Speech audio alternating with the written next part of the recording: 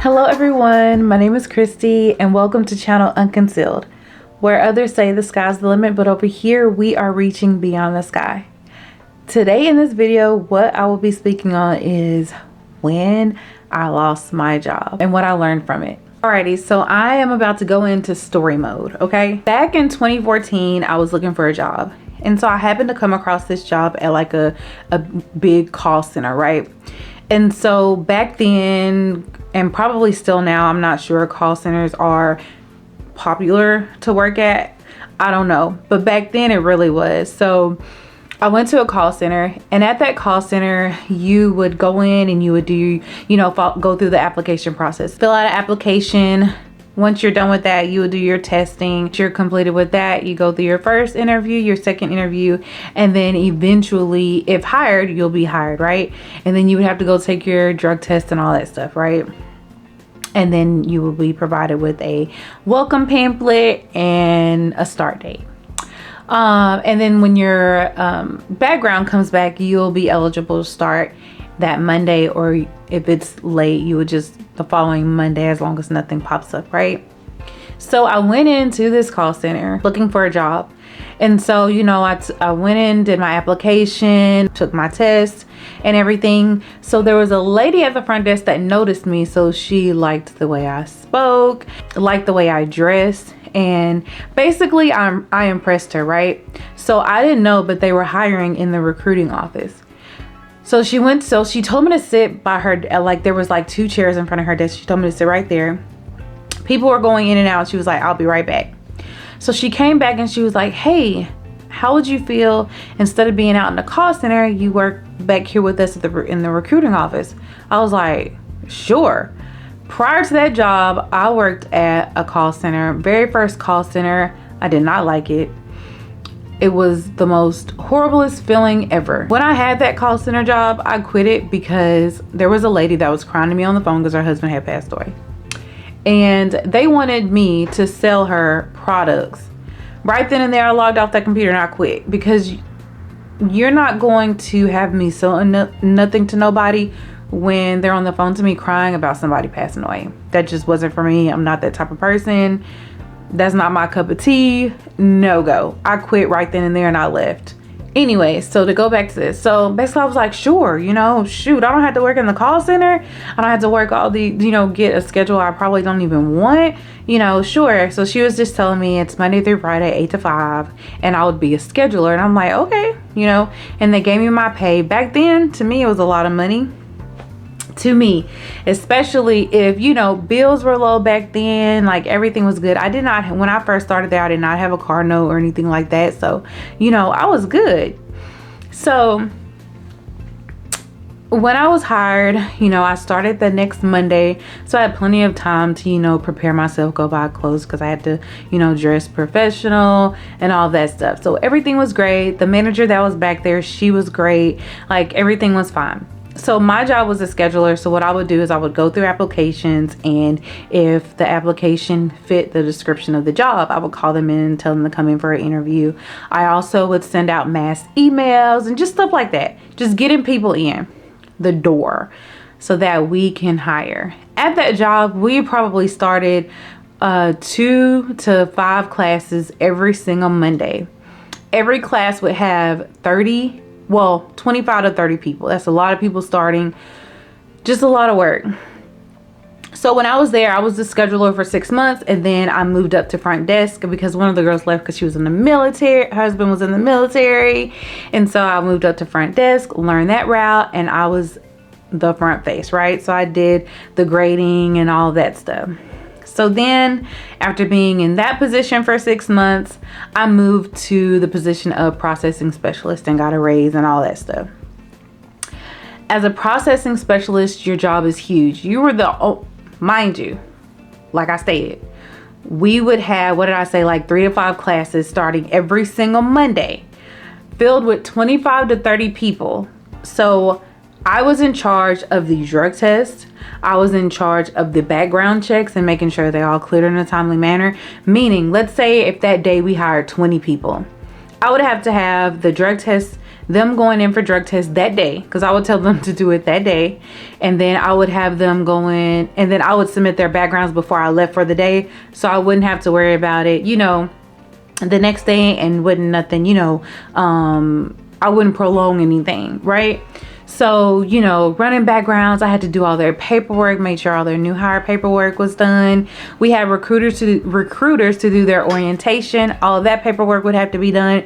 It would come back to me. I would check it to make sure that there's no mistakes on the paperwork, make sure everything was signed and filled out correctly. If it wasn't, I would have to send the recruiters back out there to, you know, call the people in, or to go to their training room and have them sign everything and fill out everything correctly, bring it back to me. So mind you, one person doing all of that. Mind you, it's more to it than just that, because I also had to do orientation. I had to go to job fairs. I had to run bank errands. During that time, when I was promoted up to processing specialist, we had a male manager, one of the best managers I've ever had in my lifetime of working, which haven't been long, but he was one of the best, you know, managers I've had. Just very thoughtful. He thought of me as his little sister.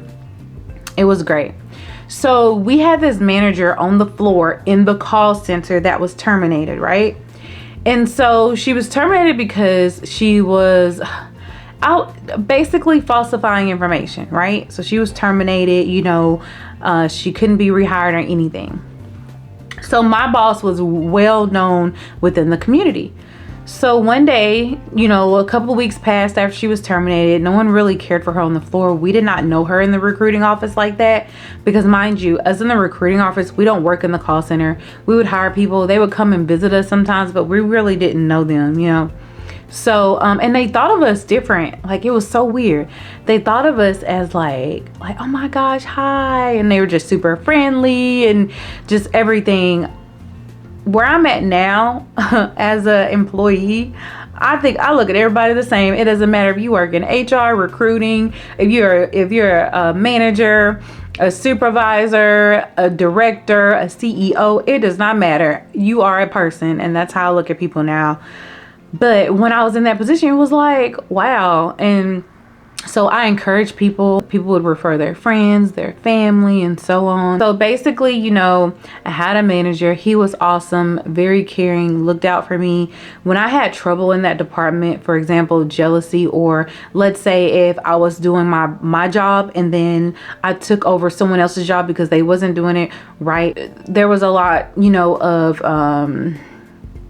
issues that I had with that, because if HR is asking for something to be a specific way, everything to be done, and you know, this is how I want it done and this is how it needs to be done, and before you bring me this paperwork, this is how I need it to be. When I found myself doing everyone's job, I just got tired, and I was like, hey, I went to my manager. I was like, I need your help.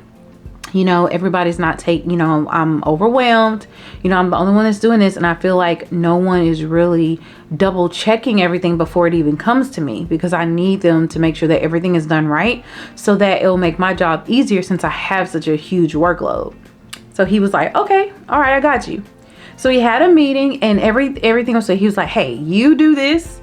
You get the W-2 forms and the L-4 forms and all that stuff signed. You do this. You make sure that she gets all this in time. You make sure that everything is at her desk at 3:00 p.m. That's when we're going to stop interviews. We're not going past 3, so that she can have enough time to do whatever she needs to do. You need to make sure that every single form is filled out, signed correctly. You need to make sure that you sign as the witness. You need to, like, he made sure that they were doing their job. And he told me on the side, hey, if you get something back, because each recruiter has their name on there, if you get something back that's incorrect, let me know. I'm going to hand it to them and make sure that they get it done for you right then and there. When I was there, you know, everything started changing. Like, they felt like I told on them, I'm a little snitch, you could have did it and all that stuff. And whenever it comes to people that act like that because they're not doing their job, forget them. Because they're not, you're busting your butt and you're tired and you got to go home and you know, and if you have kids, you got to, like, okay, you have to do it, you know, you have to be a parent to your kids, and then all of a sudden you got to go work and deal with that bull crap again. Hell no. Like, no, do your job. You get paid for it. Do your job. And that's how I felt. Anyways, so the lady that got terminated, a couple of weeks went by. All of a sudden we saw her in our office. The girl went up, mind you, we didn't know her at the time. So she came up there. A couple of people in the office did know of her and did know why she was terminated. I did not know her at all, didn't know of her. And so, you know, my manager came back there and he was like, hey, this is the new recruiter. And everyone was like, what the heck? And I was like, hi. Hey, how are you? My name's Christy. Just bubbly and just, you know, whatever. And so she was like, hi, and super friendly. When she was hired back there, people made fun of her because she was, you know, overweight and everything. And I didn't know why she was terminated until one of the girls came to me and was like, you know, she was terminated and she wasn't eligible for rehire, but, you know, so-and-so brought her back on. So I was like, man, I wonder why he, you know, brought her back, because with me being a processing specialist, we don't rehire nobody that is not on the rehire list. If by your name on your profile says ineligible for rehire, we're not hiring you back. So on her profile it did, and it did say a lot of stuff where she shouldn't have even came back. She shouldn't have even been near, you know, just back there, period. So anyways, he gave her a clean slate. She stated, you know, her son is graduating high school and that she needed basically she needed a job, and she was crying at a job fair, and then he brought her on. Which is understandable because he was that type of person. And he's no longer living today, but he was that type of person. He was just very caring, very just giving. And so I was friends with her. Like, even though she was made fun of and all this stuff, I just saw her as like my work mom. Like, you know, because she was old enough to be my mother, you know, and you know, she used to be a supervisor, so she would just always be at my desk. She would do her job, but she would always be at my desk. She was just, you know, friendly and everything. We would go to lunch together. We would always ride in her car because she wanted to drive me around. If she needed to go to the store on lunch, she'd have me right there with her. Like, that's what type of, you know, friendship that we had, right? One day my manager was like, you have never taken a day off since you've been here. Mind you, that was me going on year 3, because I was only there for 4 years. So this was me going on year 3. He was like, you never taken a day off, like you always work. And he was like, I'm making you take a week off. And I was like, no, I got so much stuff to do. He's like, no. So basically what I did was I caught up with everything before I took off that week, and I had everything organized for him and prepared so that when I was off that week, everything would be smooth for him, because like, that's just what type of employee I am, right? So I had everything organized, and I took off that week. Also, they would always make fun of me because there were certain movies that I never seen. It was like certain Fridays I've never seen, like just black movies, right? And so he was like, and while you on vacation, he gave me a list of movies to watch, and he was like, if you don't watch these movies, you're fired. And I was like, well, when I come back, you better still be here, because you're gonna be fired. Like, we was making a joke like that, right? Man, went on that week vacation. I actually had a second job during that time, and it was in retail. So I would work a couple of hours there, and then I would, you know, be at home with my daughter, and then just chilling, you know, and watching movies. Like, just stayed up watching movies because he gave me a list of movies to watch. When I went back the next Monday, because my week was up, I went back, everybody was like, you know, quiet, and the environment was like, ooh. So when I went back, he was gone. He was terminated, and he was terminated because there was somebody background that came back, and it was like bad, beyond bad. If I was there, I would have never let him start, but he let him start. And so he ended up getting terminated for it because, you know, whenever it comes to companies, they spend money on people's training. And also with his background, this man should have never started, period. And so when I pulled up his background, it was just stuff that you would not think of. It's in movies, let's just say that. What was on his background, I've never seen in person, but I've seen it in movies. It was bad. So then, you know, when I came back, I was like crying Like, y'all, how can you fire somebody like that? Like, he was super sweet, he had my back. What are we gonna do? Like, I don't even know. So anyways, so a couple of days pass by. The president, the CEO, everybody comes into the office. We're on our P's and Q's. We're dressed up. We're busy. So then they all sit us. We stay in after hours, and they all bring us into the boardroom, and they all sit us down. They're like, well, you know, so and so is gone, and this is your new manager. The girl that he hired, that was terminated, they hired her. The thing is, they could not see her history or anything. So everybody was like, what the F? And me, I'm like, oh, well, congrats. Even though I was like freaking sad. But then I was like, well, congratulations to you, whatever. Everybody in the office did not like her. And I'm like, man, what happened in that week that I was gone? Like, what happened to this office while I was gone? So everybody was like, you know, they wouldn't tell me anything. I was the youngest one that worked there. They wouldn't really just go into detail with me because they were like, you know, you're close to the girl, so whatever. So I had to gain back basically their trust to figure out, you know, what's going on. And it wasn't gaining back their trust because, you know, being sneaky or whatever. It's just gaining back their trust because, you know, as days and days go by, and whenever you move around in positions and you're dealing with so many people, you want to really know who you're dealing with. So, you know, all of us became back on good terms. There was no jealousy there anymore.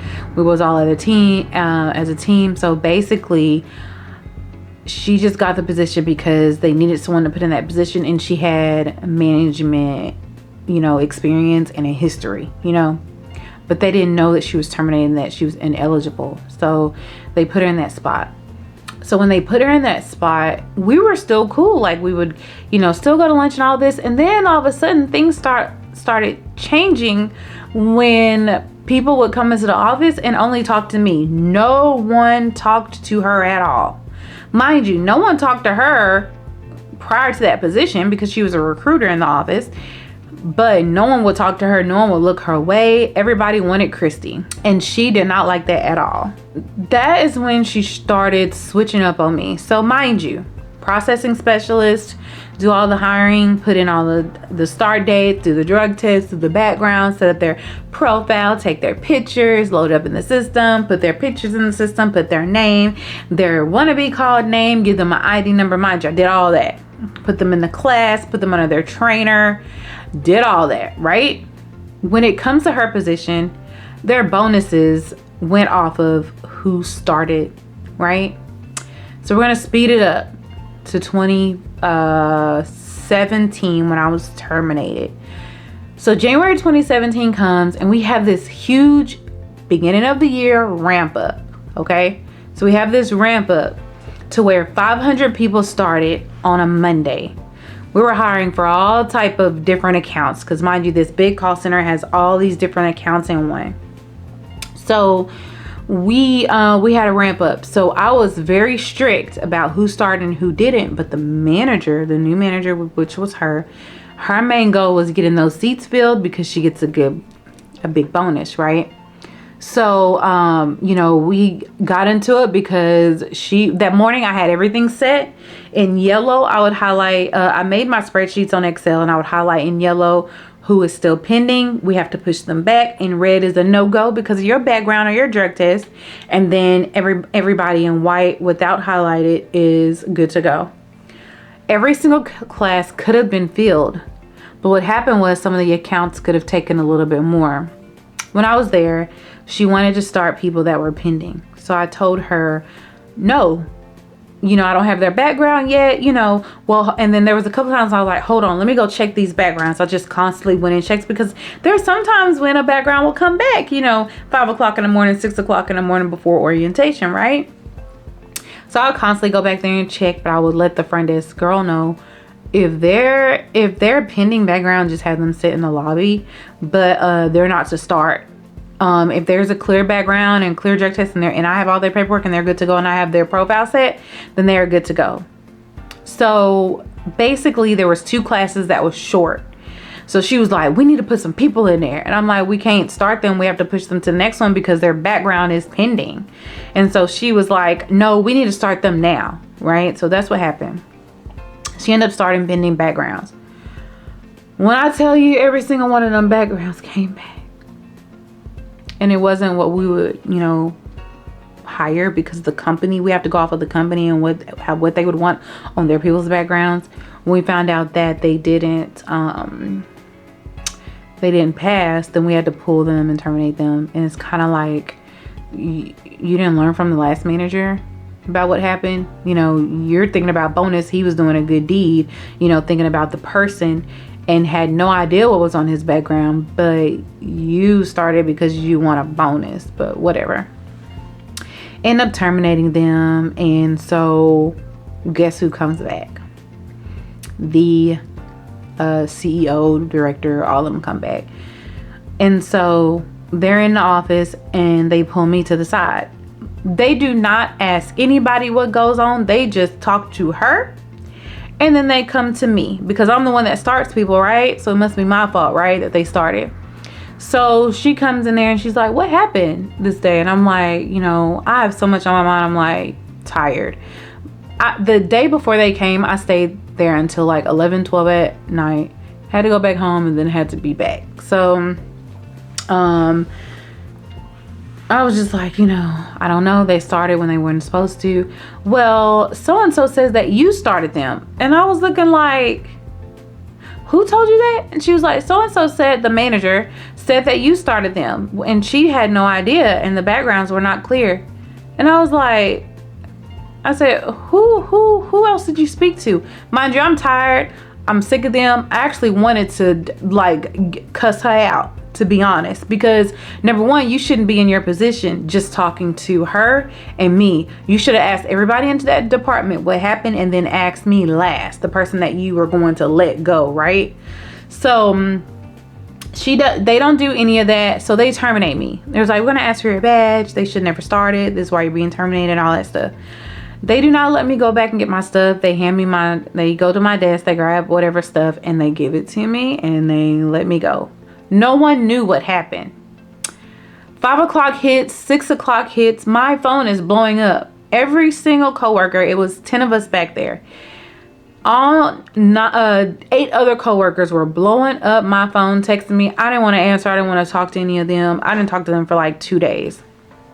Even we had IT guys, we had all type of people blowing up my phone. People that didn't even have my phone number got my phone number, was blowing me up. Social media, people were blowing me up. So then I finally answered everybody.